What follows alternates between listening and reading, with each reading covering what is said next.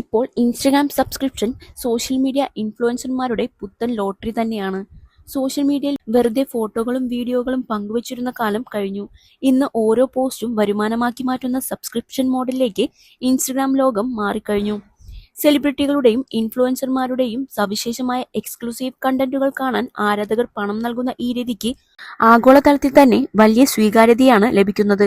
ഇൻസ്റ്റഗ്രാമിലെ എല്ലാ ഫോളോവേഴ്സിനും കാണാൻ കഴിയാത്ത പ്രത്യേക സ്റ്റോറികൾ, ലൈവ് സെഷനുകൾ, റീലുകൾ എന്നിവ സബ്സ്ക്രൈബ് ചെയ്യുന്നവർക്ക് മാത്രമായി ലഭിക്കും.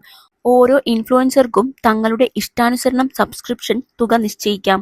സാധാരണയായി 85 രൂപ മുതൽ 400 രൂപയ്ക്ക് മുകളിൽ വരെയാണ് ചാർജ് ഈടാക്കുന്നത്.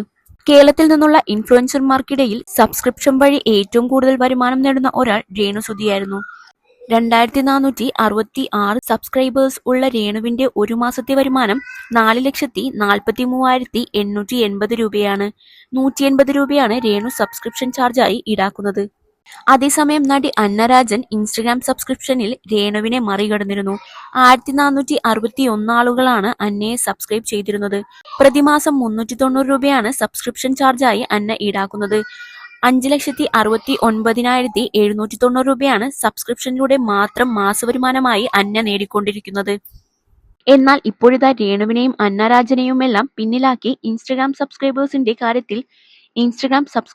കാര്യത്തിൽ പുത്തൻ കുതിപ്പ് നടത്തിയിരിക്കുകയാണ് ഹൻസിക കൃഷ്ണ. ഹൻസികയുടെ സബ്സ്ക്രിപ്ഷൻ 3,443 കടന്നിരിക്കുകയാണ്.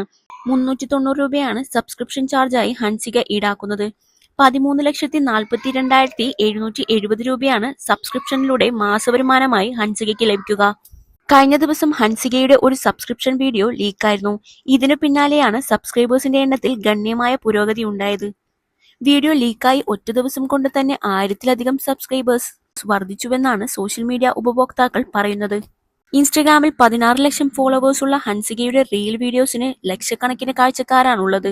ഗ്ലാമറസ് ആയുള്ള ഡാൻസ് വീഡിയോസാണ് അധികവും ഹൻസിക ചെയ്യാറുള്ളത്. അതേസമയം ബാച്ചിലർ പാർട്ടി 2 എന്ന സിനിമയിലൂടെ നസ്ലിന്റെ നായികയായി സിനിമയിൽ സജീവമാകാനുള്ള തയ്യാറെടുപ്പിലാണ് ഹൻസിക ഇപ്പോൾ.